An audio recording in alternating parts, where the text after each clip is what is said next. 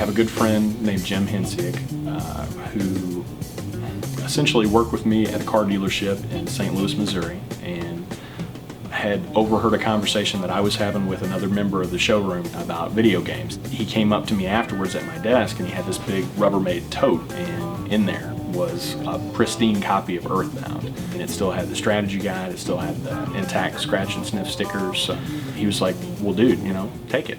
3 or 4 years down the road, I found out that he was diagnosed with rectal cancer. And it was just something that kind of came out of the blue.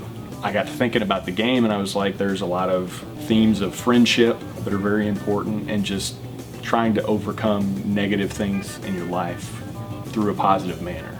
Everything kind of clicked in my head and I was like, well, I know that the guys over at starman.net are passionate about this game.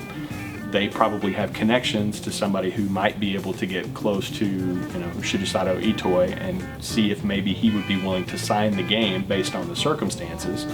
Then if we could auction the game off, we might be able to donate the proceeds to Jim and his family to kind of help defray some of the cost of his medical bills. So I got onto the forums, kind of wrote down my piece, told the story. Reid actually sent me a message back himself and was like, you know, I read your story and definitely would love to help. I guess he has a contact who works at Mr. Itoi's office. I believe her name's Lindsay. We got it cleared with Lindsay, who had worked there, you know, over the past summer. I wrote up a letter explaining everything as succinctly as I could, and then Lindsay actually translated the whole thing into Japanese. So we included that. Laura drew a little Starman, and I think a Tessie and a Jeff. I figured it was going to be one of those things where you can try, and I at least wanted to say that I tried, even if I didn't succeed in getting it signed. And I didn't know anybody other than maybe a place to kind of pick up the trail. So we got there, and a couple days later, they emailed us with just this giant batch of photos. We looked at the photos, but he starts to write to James, and we're like, wait, oh no, what? This cart wasn't going to be given to James. This was going to be auctioned, and the proceeds were going to go to James. You see him, the next picture shows him going back and correcting, and he's changing his 2 to 4. That adds so much value to this cart. Like, it ties it directly to this specific instance, this auction that we're doing for this one guy, for James. And that's what it's going to be for, so.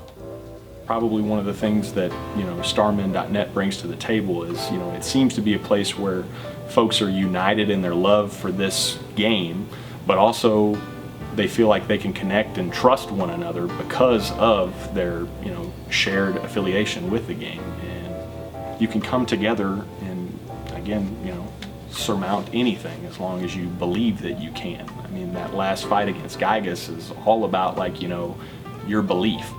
I mean, Jim's fighting something that's way deeper than Gygas right now, and I just want to try to keep him positive and let him know that if he believes that hopefully he can beat this thing.